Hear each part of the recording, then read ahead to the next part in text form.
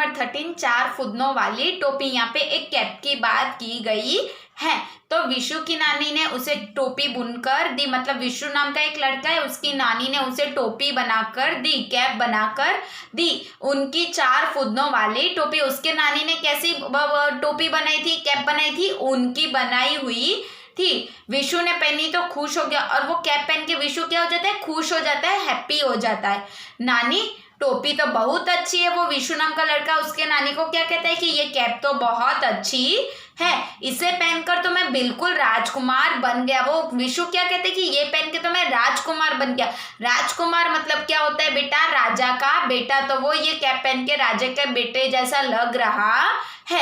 सुनते ही नानी की हंसी छूट गई, और ये सुनते नानी की क्या छूट जाती है, हंसी, मतलब वो हंस पड़ती है। अगले दिन विशु टोपी पहनकर स्कूल गया और वह बहुत खुश था, मतलब वो नानी की बुनकर, मतलब नानी की बनाई हुई कैप पहन के स्कूल जाता है, और वो स्कूल ये कैप पहन के गया, उसके लिए वो बहुत खुश भी था। पर जैसे ही मौका मिला, कक्षा के बच्चे झुंड बनाकर कहने लगे, देखो देखो विशु की अजीब सी टोपी, 4 फुदनों वाली टोपी। मतलब वो जैसे ही क्लास में जाता है, कक्षा मतलब क्लास, तो बच्चे, मतलब जो क्लास के बच्चे थे वो झुंड बनाकर, मतलब झुंड मतलब क्या होता है बेटा, ग्रुप, 3-4 लोग जहाँ पे खड़े रहते हैं उसे कहते हैं झुंड। तो वो झुंड बनाकर कहने लगे, कह रहे थे कि देखो देखो विशु की अजीब सी टोपी। मतलब वो जो विशु ने कैप पहनी थी वो कैसी थी, अजीब सी, मतलब अलग, डिफरेंट दिखने वाली कैप, 4 फुदनों वाली टोपी। 4 फुदनों वाली, बेटा फुदना मतलब क्या होता है कि आपने देखो अगर छोटे बच्चों के कैप के ऊपर जो सर्कल लगे होते हैं उसे कहते हैं फुदना। तो यहाँ पे भी देखो ये जो नानी ने कैप बनाई है उसके ऊपर जो ये 4 सर्कल दिख रहे हैं वो क्या है, फुदने हैं। तो वो नानी ने कितने फुदने बनाए थे, 4 फुदने बनाए थे। तो बच्चे क्या कहने लगे कि 4 फुदनों वाली टोपी, मतलब ये जो 4 दिखाई दे रहे हैं वो क्या है, फुदने हैं, जो ये नानी ने बनाए हुए थे। विशु घर आया तो रोनी सूरत बनाकर नानी से बोला, मतलब विशु स्कूल से घर आता है तो रोनी सूरत बनाना मतलब सैड हो जाना। तो वो सैड होकर बोलता है, कक्षा के बच्चे मेरा मजाक उड़ा रहे थे। वो अपनी नानी को क्या कहते हैं कि उसके क्लास के जो क्लासमेट थे, उसके जो दोस्त थे, वो सब उसकी क्या कर रहे थे, मजाक उड़ा रहे थे।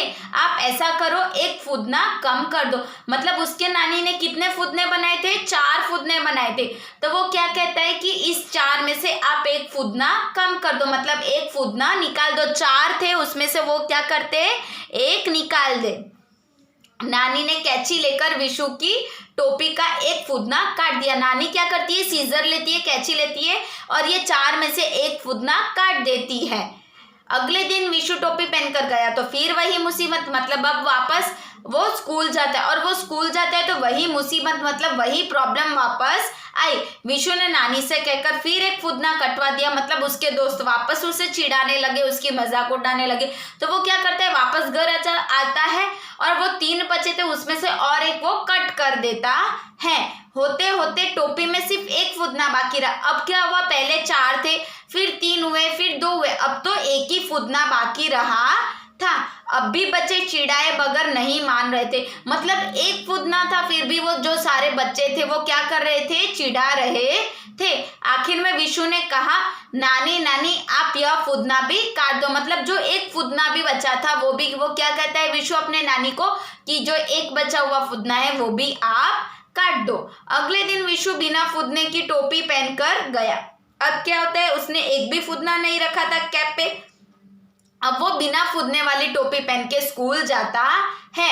बच्चे तालियां पीट पीट कर चिल्लाने लगे। तालियां मतलब क्लैप करना, तो पीट पीट कर मतलब जोर जोर से क्लैप करके चिल्लाने लगे, देखो देखो विशु की बेढंगी टोपी, बिना फुदने की टोपी। अब वो क्या कहते हैं कि देखो विशु की बेढंगी, मतलब कोई लुक ना हो उसे कहते हैं बेढंगी टोपी, बिना फुदने की टोपी। अब उसके पास कोई फुदना ही नहीं था तो वो कहते हैं बिना फुदने की टोपी। स्कूल से आकर विशु ने रोते रोते नानी को सब बात बताई। अब वो क्या कहता है, वापस घर आता है स्कूल से, तब वो क्या करता है, अपनी नानी को सारी बातें बताता है कि उसके दोस्त उसे क्या कह रहे थे, बेढंगी टोपी कह रहे थे, बिना फुदने वाली टोपी कह रहे थे। तो वो क्या करते हैं, रोते रोते क्राइम करते करते वो अपनी नानी को सारी बात बताता है। नानी हंसते हुए बोली, बेटा तुम चिढ़ते हो इसीलिए सब तुम्हें चिढ़ाते हैं। नानी क्या कहती है कि बेटा आप चिढ़ते हो इसीलिए सब आपको चिढ़ाते हैं, मतलब आपकी कोई मजाक उड़ाता है और आप उससे गुस्सा हो जाते हो, इसके लिए वो आपका ज्यादा मजाक उड़ाते हैं। तुम सबसे चिढ़ते हो, तुम चिढ़ना छोड़ दो फिर सब ठीक हो जाएगा। मतलब लोग चिढ़ाते रहेंगे पर तुझे चिढ़ना नहीं, अगर वो चिढ़ना छोड़ देगा तो सब कुछ ठीक हो जाएगा।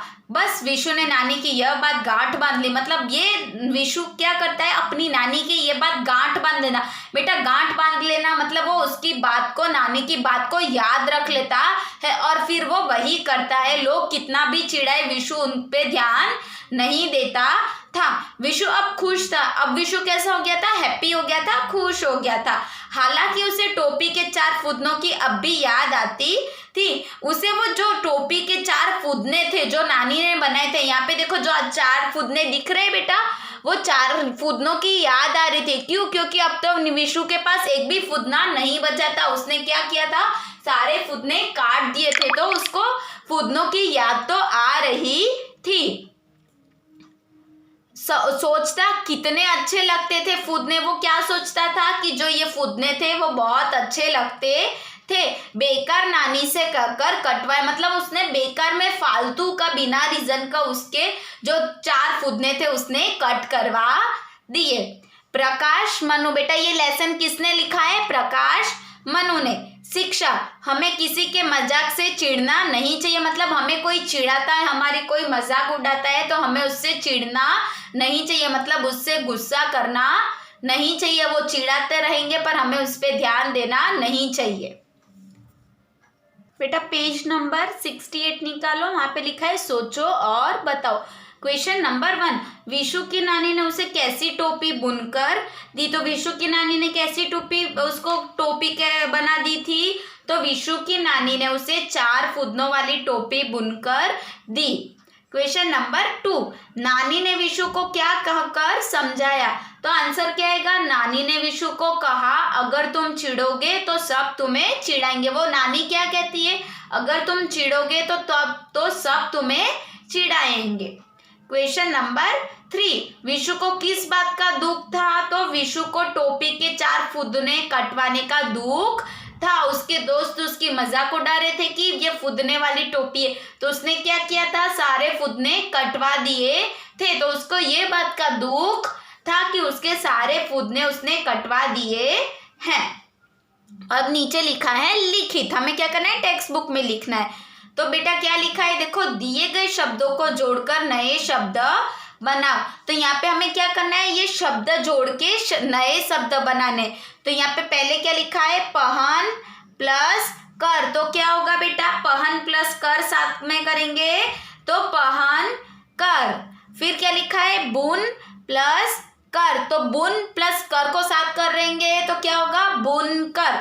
तो लिखो यहाँ पे बुन कर।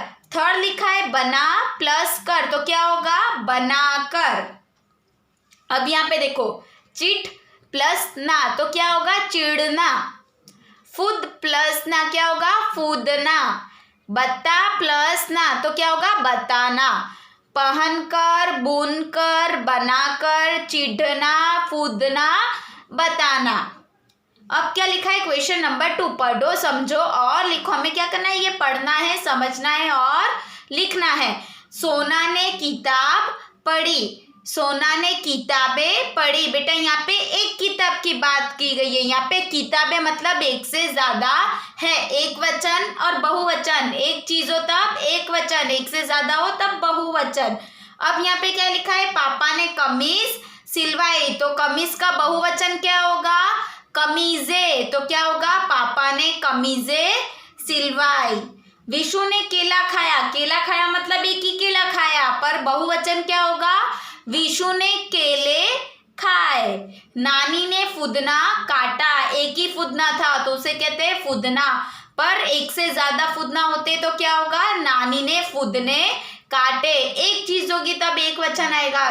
फिर जब एक से ज्यादा हो जाएगी तब आएगा बहुवचन। बहुवचन, तो जब एक किताब थी, एक ही बुक थी तो किताब, पर एक से ज्यादा हो गई तो किताबें। जैसे एक लड़की हो तो लड़की, पर एक से ज्यादा लड़कियां आ जाती है तो क्या हो जाता है, लड़कियां।